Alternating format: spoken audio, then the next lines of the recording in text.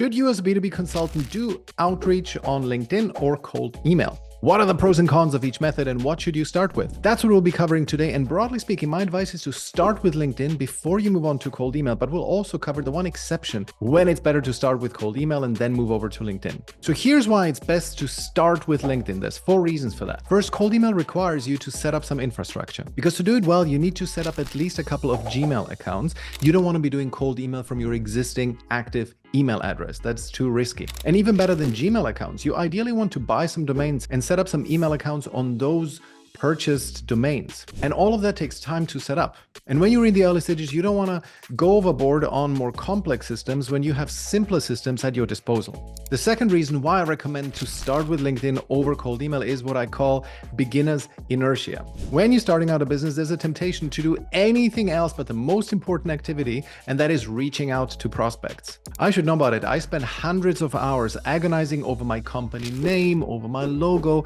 over what my website looked like, to the point where it took me about 4 months before even getting my first client. And that was even a friend. I didn't have to do outreach for them. So I didn't spend any time on outreach, and that massively slowed down my progress. And spending time creating a cold email system will only feed the beginner's inertia. Because when you send cold emails, in most cases, you will want to have a domain. Well, and then when you have a domain, you want to direct it to a website. And then you start fiddling around with the website. The website will not be good enough and so on. So you will spend so much time on your shop window when all you need to do at this early stage of your business is just to reach out to people and get your first client. And that's why I would recommend to avoid starting out with cold email. You want to create as few obstacles between you and your goal of getting clients as possible. That's why LinkedIn is a better place to start, because all you can do there is maybe you will spend 3 to 4 hours at most a day if you're extremely detail oriented. And after that, you literally have no excuse. You just have to start reaching out.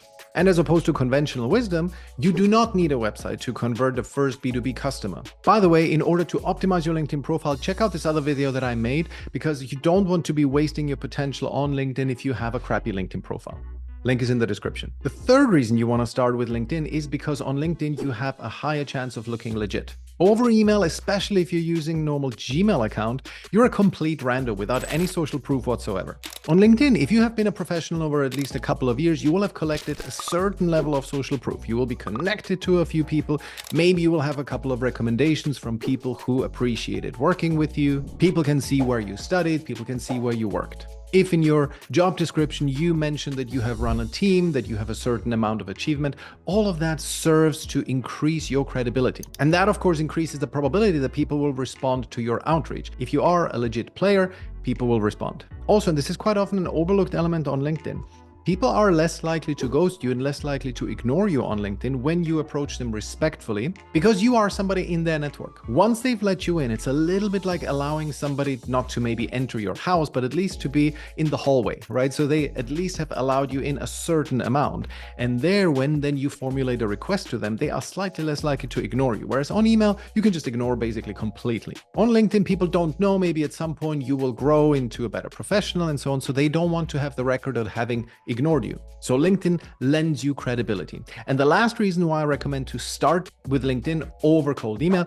is because cold email can get a tiny bit expensive. You need to invest in buying domains, you need to set up Google Workspace accounts, you need to buy the leads that you're going to be emailing. Maybe you even have to buy some emailing service that you're going to be sending from. And that can rack up in cost and can even get into the high hundreds per month. Whereas with LinkedIn, all you need to do is invest $100 a month on Sales Navigator, and that's all you need. So those are the 4 main reasons why LinkedIn comes first. Max out your LinkedIn potential before you're moving to cold email. And that means specifically, number 1, you max out your LinkedIn connections. Most of the time, it's going to be 100 a week that you can send. Some people have reported different numbers, but it's going to be roughly 100 people that you can approach. Approach them judiciously, make sure that they are really relevant for you. And then once they've accepted your invitation, you can either start a friendly conversation at the goal of which there will be the question, hey, maybe this is something I can help you with, or you pitch them straight up. That can be done best via video, where you just tell them, hey, this is what we help our clients do. Would it be okay if I send you a short pitch video on how we do this? I want to get your approval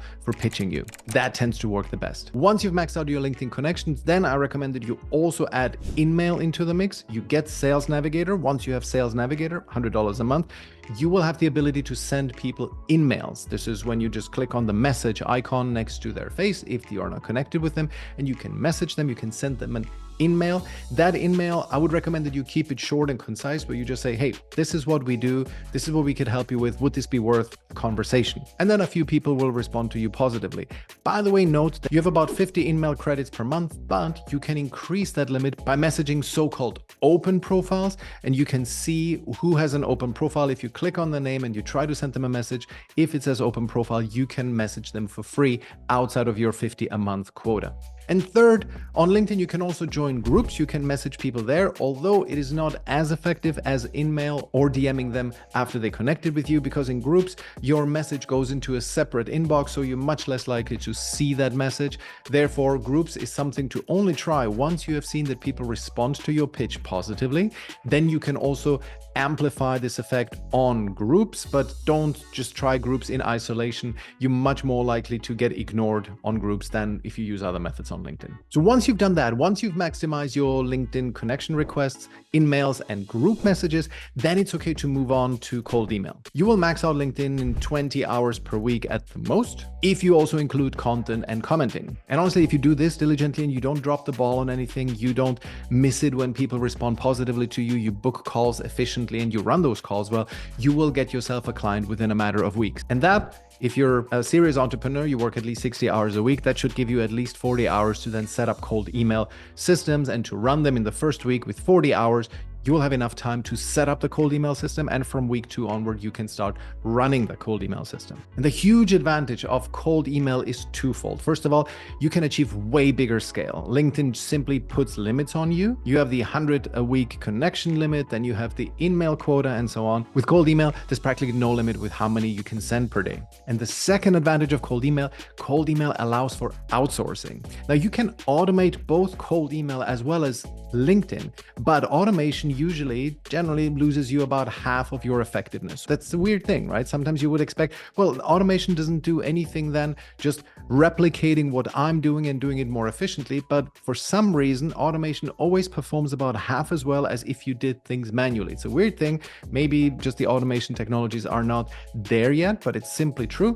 Automation doesn't work as well. However, with cold email, you can also get somebody else to do the work for you. You can get a virtual assistant. I have 2 virtual assistants running my cold email system. I pay them about $2,000 a month, and I make about $20,000, $25,000 a month in revenue from my cold email system. So that's a 10 times return on investment. You can do that with cold email. You cannot do that as well on LinkedIn, because sometimes on LinkedIn, you need to be quick. You need to respond well to somebody. You need to maybe send a quick video, and that is more difficult to outsource. Yes, of course, you can use setters. It works, but there's much less friction outsourcing cold email to somebody than outsourcing LinkedIn. So the next question is, should you move on to cold email if you have not gotten clients from LinkedIn yet? The answer to this really depends on how much time you have. If you still have a job or you are serving existing clients, and that means that you have, let's say, at most 20 hours a week to get new clients until you figure it out, until you get yourself at least 1 or 2 clients from LinkedIn. But if you're just starting out and you have at least 60 hours a week to spare,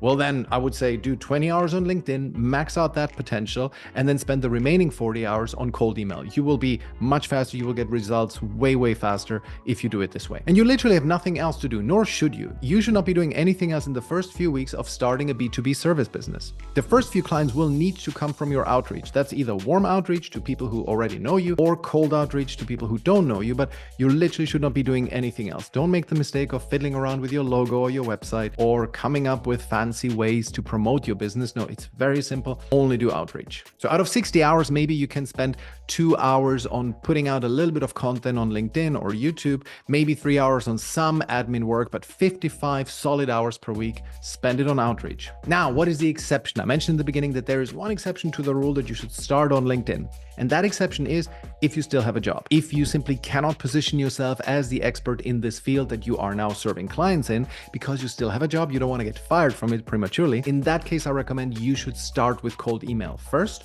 Although even maybe try to figure out LinkedIn first by taking somebody else's LinkedIn profile. What do I mean? Let's say you have a family member and they don't really need their LinkedIn profile, right? They've set it up once, but they don't really use it. You can ask them to borrow that profile, to turn it into your head of business development for your new business, reach out to prospective new clients and present the potential of collaboration as, hey, our CEO John, or John is you, our CEO John would love to have a conversation with you to see if he could help you.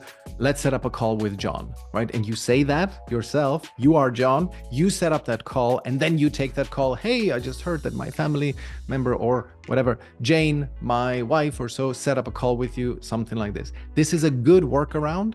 It does not give you the benefit of LinkedIn providing you with social proof, but hey, it's still easier because you do not have to do the complex infrastructure setup that you have to do with cold email. But if you don't have access to somebody else's LinkedIn profile, in that case, and only in that case, I recommend that you start with cold email because it's better than nothing, right? You will be able to make up for the lack of social proof over cold email with volume. But very importantly, before you start doing any cold outreach, make sure that you have activated your entire network so that they know what you are doing. And in this video that is coming up, I'm covering exactly how you should systematically sweep through your existing warm network to make sure that you get your first clients from there.